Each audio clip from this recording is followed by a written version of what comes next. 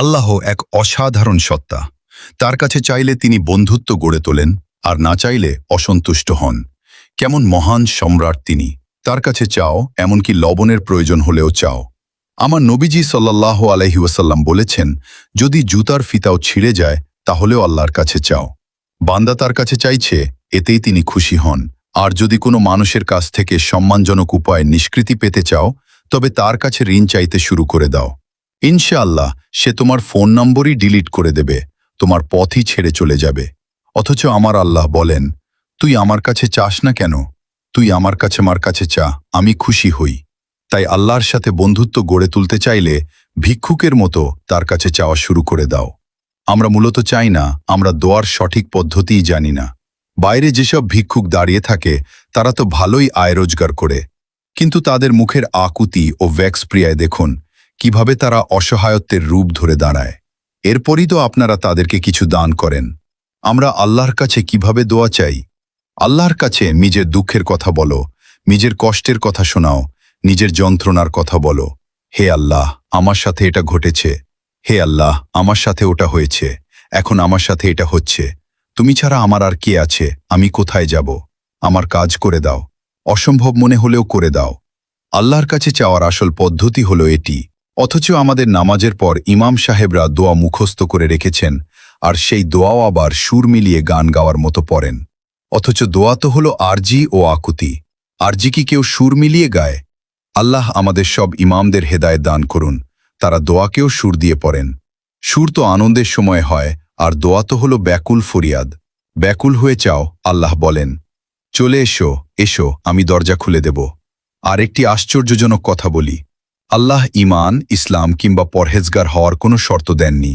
তিনি কেবল একটিই শর্ত দিয়েছেন, আম্মান ইউজিবুল মুত্তাররা ইদা দাআহু।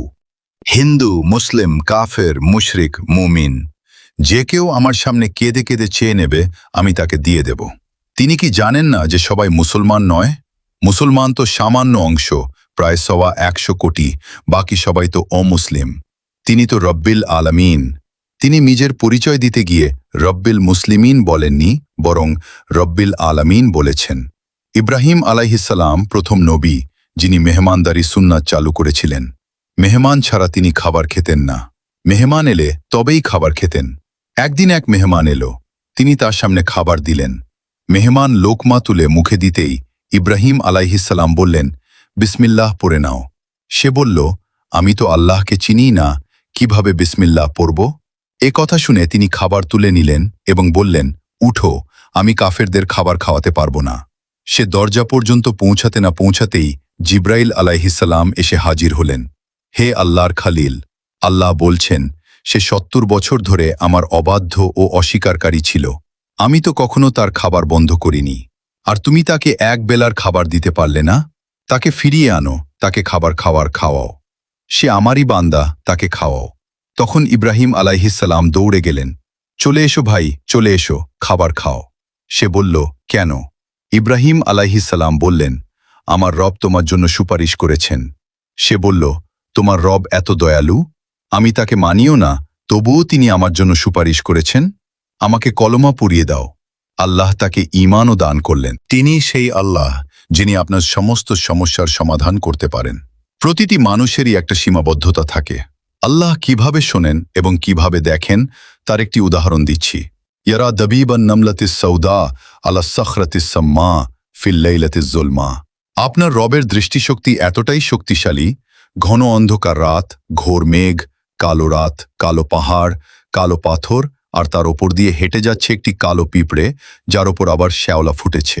আমার আল্লাহ কিন্তু এ কথা বলছেন না যে আমি পিঁপড়েটিকে দেখছি, বরং তিনি বলছেন, পিঁপড়ের পায়ের নিচে যে সূক্ষ্ম দাগ বা চিহ্ন পড়ছে, তোর প্রভু সেটাও দেখছেন। কি অদ্ভুত তার দেখা! তার সাথে কি কোনো চালাকি চলতে পারে? তার সাথে কি কোনো প্রতারণা করা সম্ভব? বলা, ওয়া রসুলুনা লাদাইহিম ইয়াকতুবুনা মা ইয়ালফিজু মিন কওলিন ইল্লা লাদাইহি রাকিবুন আতীদ। তুমি যা বলছো, যা করছো, এখানে 2 কাঁধে 2জন ফেরেশতা বসে তা লিখে চলেছে। তোমার মুখ থেকে শব্দ বের হওয়ার সাথে সাথেই ফেরেশতা তা ফাইলে লিপিবদ্ধ করে ফেলে। আর কিয়ামতের দিন আল্লাহ বলবেন, ইকরা কিতাবাক কাফা বিনফসিকা লিয়াউমা আলাইকা হাসিবা। হে আমার বান্দা, এটাই তোমার ফাইল, এটা খুলে তোমাকে দেখানো হচ্ছে। একটিও ভুল লেখা হয়েছে কিনা কম বা বেশি লেখা হয়েছে কিনা আমাকে বলো। তখন বান্দা বলবে, মালে হাদাল কিতাব লা ইউগাদিরু সগীরাতান ওয়ালা কবীরাতান ইল্লা আহসাহা। সে তো ধ্বংস হয়ে গেল। বলবে, এ কেমন আমল নামা, আমার ছোট বড়, হালকা ভারী সব বিষয়ই তো এতে সংরক্ষিত রাখা হয়েছে। হায়, হিসাব তো আল্লাহর সাথেই মেটাতে হবে। আল্লাহর সাথেই হিসাব।